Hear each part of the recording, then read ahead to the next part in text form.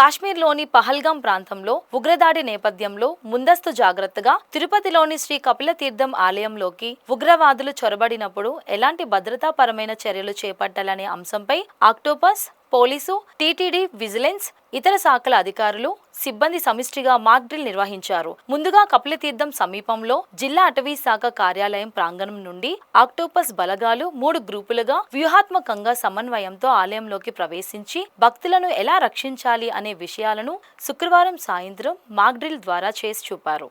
Octopus additional SP Shri C Rajareddy, DSP Shri Madhusudan Rao ఆధ్వర్యంలో ఈ కార్యక్రమం చేపట్టారు.